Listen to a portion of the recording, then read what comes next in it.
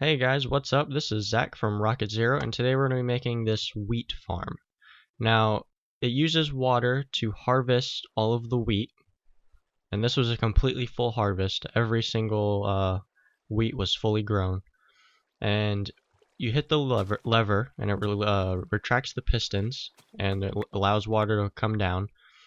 And then you have a completely harvested wheat farm. Now I'm just going around here and picking up everything that didn't get washed down in the water. There will be sometimes, but not too much. And here I'm going to just turn on the user interface so you can see how much wheat we got. That is 3 64s of wheat, along with nearly 5 64s of seeds.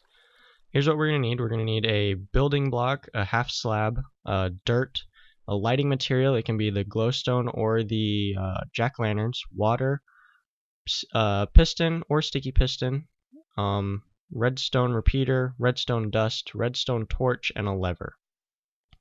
So we're going to start off and we're going to build with our dirt 15 blocks long. And then we're going to go 7 down, so that was including the first one that we did. So the overall dimensions are going to be 15 by 7. So there we go. Now on the edges here, we're going to dig out a trench and replace the bottom block with glowstone. Or your jack-lanterns, depending on what lighting material you chose.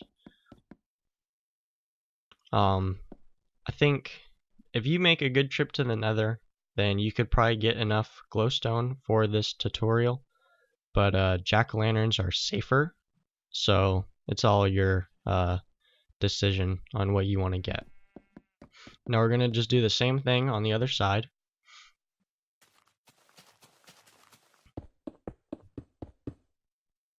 And the reason that this method works so well is because the water will travel 4 dirt blocks and hydrate that amount. So you can see we have 7 there and 7 here, so it's not going to get to the middle. So on the middle block, we're going to dig a little path.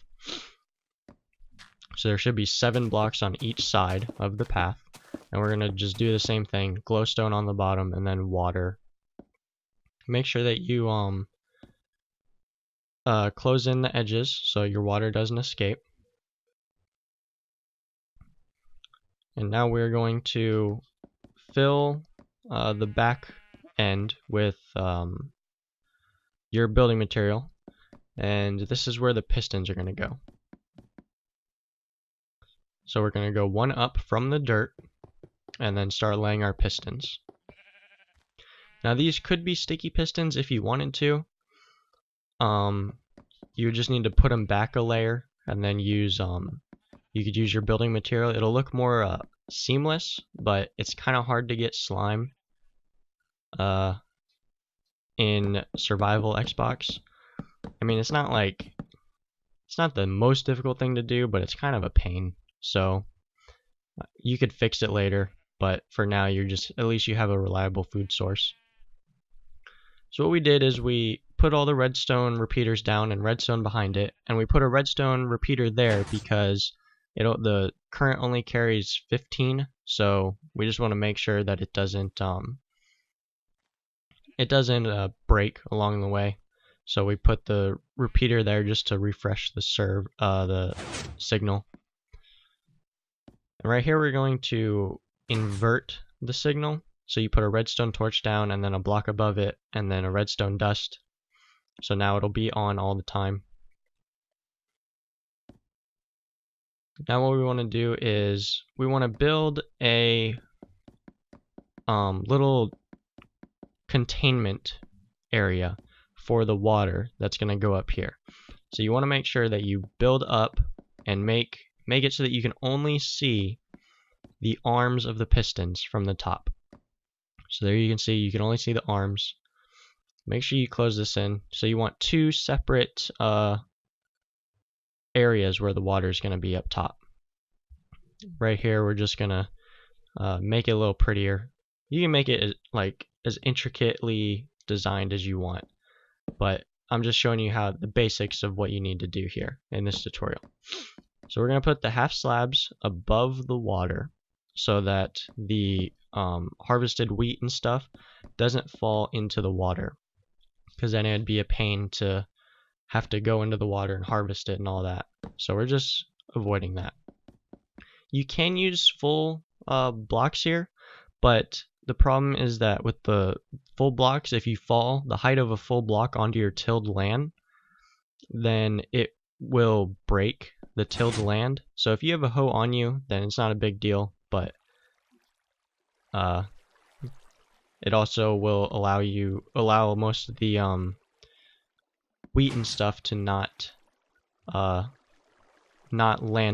end up on those ends there. So it should all get taken away with the flow of the water. So the reason we made it 7 blocks instead of 8 or whatever is because on the 8th block it just stops. So if you only wanted to do a 1-tier wheat farm, then you could do 8. But since we want to do another level, it's going to be 7. So you can keep doing 7 down a block, 7 down a block, 7 down a block as many times as you wanted. But on that last tier, you want to make sure that it's 8. So here we're just going to, since we are making it the second tier, we're just going to do the same thing except a block down. And this one's going to be 8 because I'm only doing 2.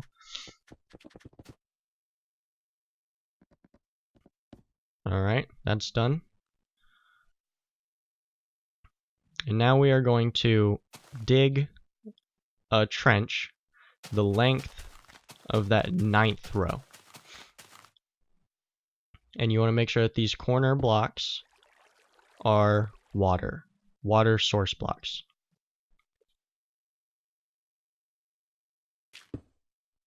And we're also going to make sure that the middle 9th one is a source block. So now you see where the water meets, it's actually in a block, like it meets at a block and not on the edges of a block.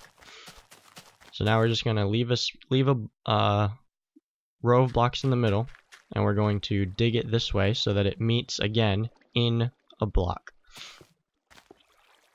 And this is going to be your harvesting station or your collection station, wherever it all leads to one central point. So we're just going to make it right there. You can, if in the beginning of the video you saw mine was all half slabs and stuff, so you could easily just go down and it looked like a nice little bowl. You can make it again however you want. If you're in PC, then I'm sure there's a way to do it with hoppers and stuff like that, where it automatically just throws it into a chest. But this is Xbox, so we don't have hoppers yet, so this is as good as we're gonna get. Now we're just gonna start with the redstone wiring.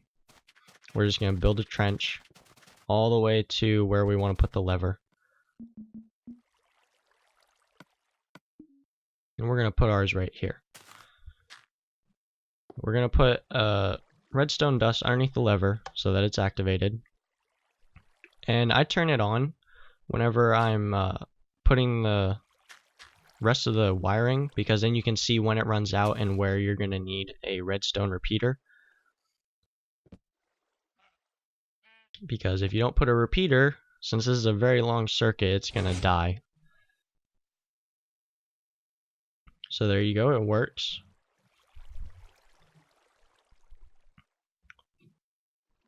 It all flows nicely. Turn it off, and the pistons activate and cut off the water source. So now we're just gonna kind of pretty it up a little bit. Just gonna cover up all this trenching. Make sure you don't cut off the redstone circuit when you're prettying it up. Otherwise it will not work. Now I'm just going to show you that it works. So, but I'm not going to take the time to till all the land and everything. So, just pretend that these are all some wheat or some seeds, or maybe it rained glowstone. Who knows? I don't know. We're just going to turn it on. Our water starts falling, and it's carrying down all of the glowstone.